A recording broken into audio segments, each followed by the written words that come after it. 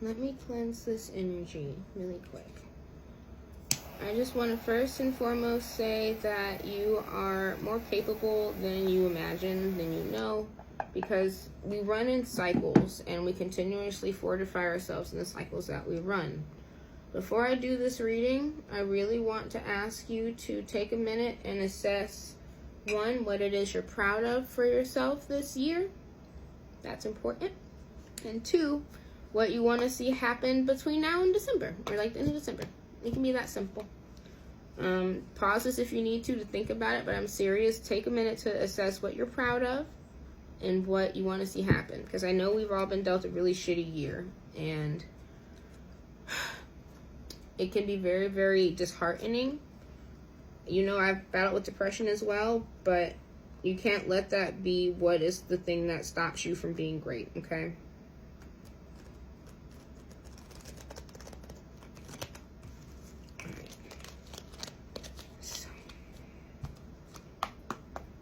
Universe, Divine Spirit, what does stuff we need to know about life right now?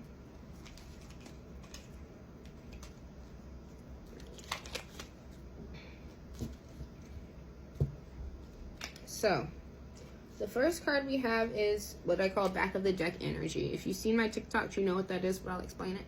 Basically, we have an underlying energy at all times that we're not always aware of. It's kind of like our subconscious. And a lot of the times it switches, but in this current state, you're in a sense of trying to find balance and trying to see fairness in different circumstances. Judgment Upright is actually a very good card because it talks about having the tides turn in your favor, so to speak. It talks about giving back what was dealt or deserved, and if you've had good energy, you're going to get back good energy.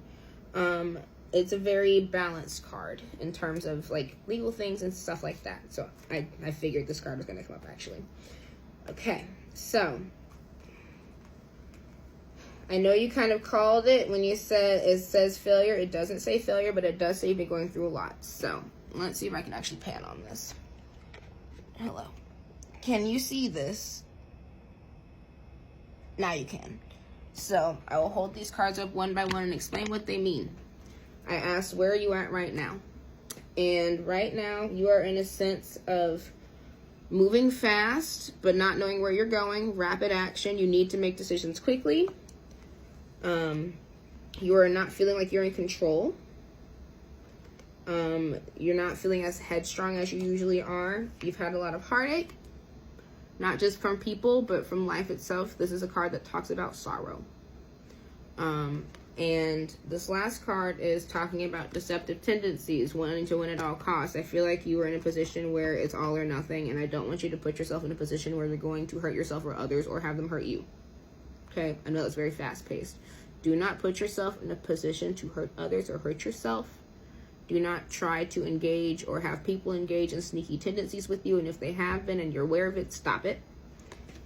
Because things are changing. Things are changing very quickly. And you're going to be coming into a place where there's going to have stability and collaboration there. You see how this man is just looking, like with his 3 staffs, just watching. This talks about a card of building up a, kind of like a fort, so to speak, like building up a team. He's looking on that plane right now, trying to assess what he can find as resources. So, with these resources and this judgment card, my biggest suggestion first is to set yourself for mental blockage. The 8 of Swords talks about feeling like there is no hope, but you are blind to the things that are around you. Just because one door closes does not mean every door is not open. Okay? That's serious. Just because we are blind to, in the moment, to what the goodness of our lives are, we need to take time to listen, to pray. I'm not saying you have to pray to like church God or whatever, but get in touch with yourself. Really assess what you value. Really assess what you want to see your future like, because a lot of the times we operate in a state of fear where it's like, what can we fix right now without knowing where we're going? And sometimes we really need to sit with ourselves, sit with God, sit with our intuition, and really ruminate and think about what it is that we want to bring change from, right? what we want to bring change about. Like, what is it that we're trying to genuinely see move for us?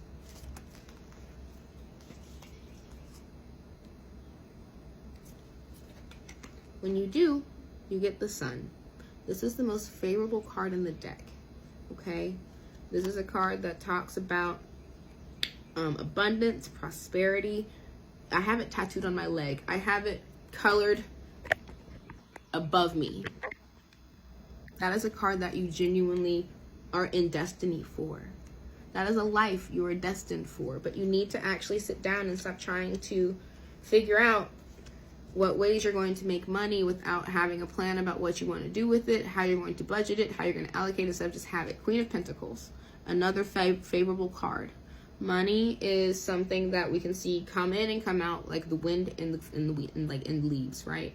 Wind in the trees. And she is someone who not only is grounded, not only makes money, but controls how steady her finances are, is headstrong and compassionate to those around her, and is dutiful and happy with what she's bringing in. Whether it's not just money, Pentacles are also an earthly realms card. Things you see, hear, touch, smell, experience day to day. This is a lady who nurtures her 3D reality, her 3D world.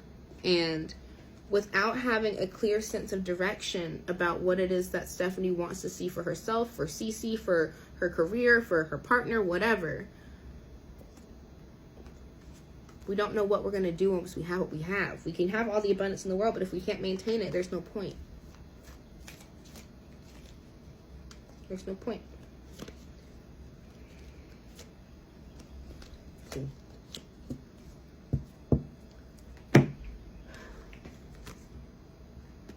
We have the Eight of Cups. Talks about willful walking away. So if you know that you've been engaging with some things that are not for you, and you might not be, right? It can just be your mental state. But if there are experiences, because cups are emotions, right? If you are engaging in things that bring your emotional state to a place of low, it makes it very, very hard to want to climb up to see up high, okay? And I really want you to, I think that's the biggest takeaway here. I want you to work on your mental state, because balance is what you need. I feel like there is a bit too much excess. You said you were playing with the devil or something earlier. I don't know what that means in terms of you. That can be a person, that can be experiences, that can be a lot of different things. The devil card is actually a card in tarot that talks about just vices in general. It doesn't have to be anything specific, or just codependency, bad habits, things like that. I really want you to work on your mental state and start taking time to find what you value, to assess what you need to start walking away from, to bring in all it is that you deserve. Okay?